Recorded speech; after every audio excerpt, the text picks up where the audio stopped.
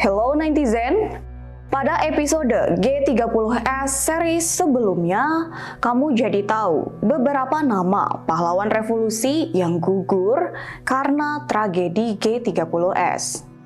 Mulai dari Jenderal Anumerta Ahmad Yani, Mayor Jenderal Anumerta R. Suprapto, Letnan Jenderal Anumerta MT Haryono, Mayor Jenderal Anumerta S. Parman, dan Brigadir Jenderal Anumerta DI Panjaitan. Memangnya siapa lagi pahlawan revolusi yang belum dibahas? Nah, kali ini kita akan membahas 4 pahlawan revolusi lainnya, di mana 2 dari Jakarta dan 2 lagi dari Yogyakarta.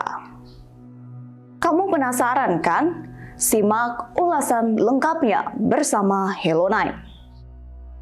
Pahlawan revolusi ke-6 yang akan kita bahas adalah Mayor Jenderal Anumerta Sutoyo Siswo Miharjo.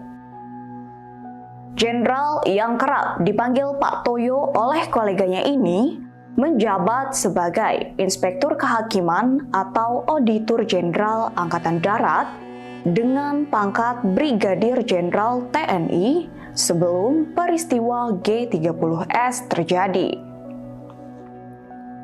Pak Toyo merupakan salah satu anak buah kesayangan Menko Hankam atau Kasat Jenderal A.H. Nasution yang dipercaya membantu menjalankan Operasi Budi.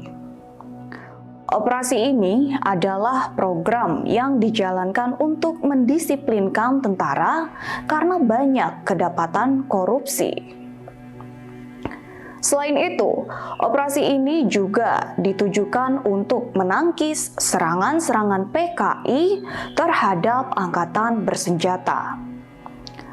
Jenderal Sutoyo Siswo Miharjo juga sangat vokal dalam menentang program mempersenjatai kaum buruh dan petani yang sering disebut Angkatan Kelima.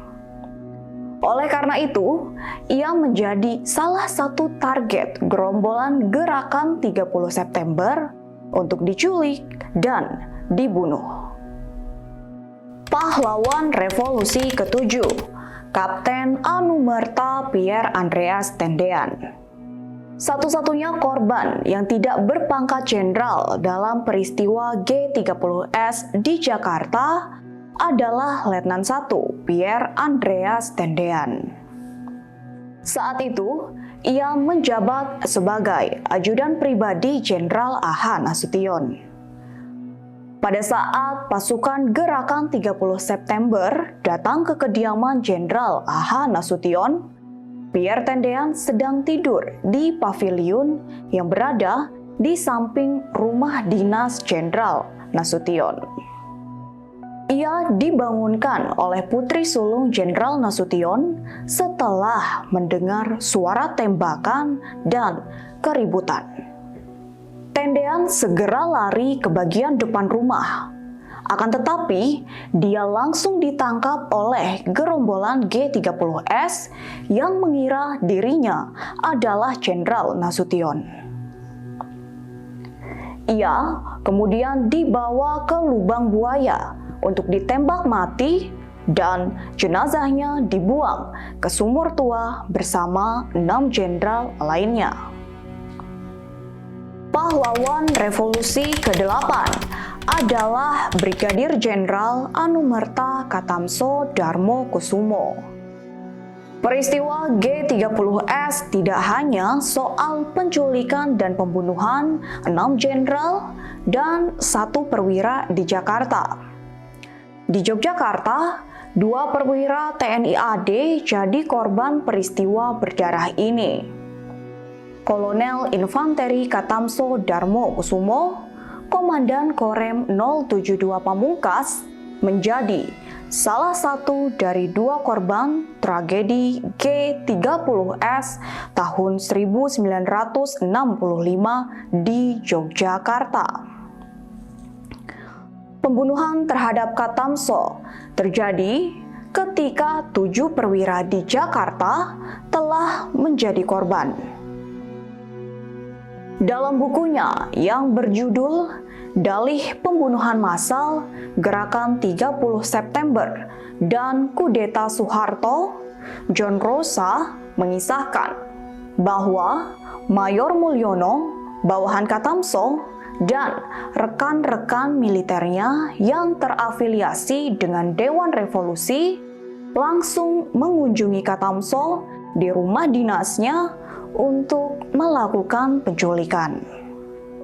Mereka membawa Katamso bersama kepala stafnya, Letnan Kolonel Sugiono, ke Kentungan, sebuah wilayah di utara Yogyakarta. Di sanalah keduanya disiksa dan dibunuh, kemudian dikubur dalam lubang buaya. Sementara itu, Ernawati Purwaningsih dalam sebuah dokumen militer resmi menjelaskan secara detail proses eksekusi Kolonel Katamso. Selepas diturunkan dari mobil yang digunakan untuk menculik, Katamso digiring ke sebuah halaman kosong dengan lubang yang telah digali sebelumnya.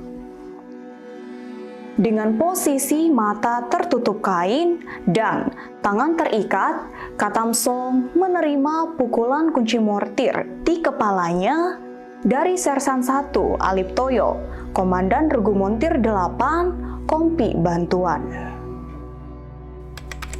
Pahlawan Revolusi ke-9, Kolonel Anumerta Sugiono Mangunwiyoto. Letnan Kolonel Sugiono merupakan mantan Kepala Staf Korem 072 Pamungkas yang memiliki markas komando di kota Yogyakarta. Pahlawan revolusi asal Yogyakarta ini ditangkap oleh kelompok PKI pada 1 Oktober tahun 1965 bersamaan dengan Komandan Korem 072 Pamungkas, yaitu Kolonel Katamso. Letnan Kolonel Sugiono dipukul menggunakan kunci mortir sama seperti Kolonel Katamso. Jenazah mereka dimasukkan ke lubang buaya yang kini berada di kawasan Monumen Pahlawan Pancasila Kentungan, Yogyakarta. Jenazah Letnan Kolonel Sugiono ditemukan 21 hari setelah peristiwa nahas tersebut bersamaan dengan jenazah Kolonel Katamso pada 22 Oktober tahun 1965. Kemudian, jenazah mereka disemayamkan di Taman Makam Pahlawan Semaki, Yogyakarta. Kita sudah membahas 9 pahlawan revolusi. 7 pahlawan gugur di Jakarta dan 2 pahlawan gugur di Yogyakarta. Lalu, bagaimana kisah proses pencarian dan evakuasi ke-7 jenazah korban G30S yang gugur di Jakarta? Berdasarkan informasi yang terkumpul dari masyarakat, tim RPKAD menerima petunjuk bahwa para perwira itu dibawa ke daerah Lubang Buaya, Pondok Gede, Kecamatan Pasar Rebo, Jakarta Timur. Sisi selatan wilayah ini merupakan hutan karet yang biasa digunakan untuk latihan tembak-menembak. Proses pencarian dilakukan secara intensif pada subuh 1 Oktober tahun 1965. Dalam catatan yang dibuat Cornell University Press tahun 1966, jenazah 7 pahlawan revolusi tersebut dapat ditemukan seluruhnya pada tanggal 4 Oktober tahun 1965. Lokasi jenazah ditemukan oleh Satuan Resimen Para Komando Angkatan Darat atau RPKAD di kawasan Hutan Karet Lubang Buaya. 7 jenazah itu ditemukan di sumur tua dengan kedalaman sekitar 15 meter. Pada 4 Oktober tahun 1965, pengangkatan jenazah pahlawan revolusi dari Lubang Buaya dilakukan. Pembantu Letnan II KKO Sugimin merupakan satu dari 12 orang yang melakukan pengangkatan jenazah.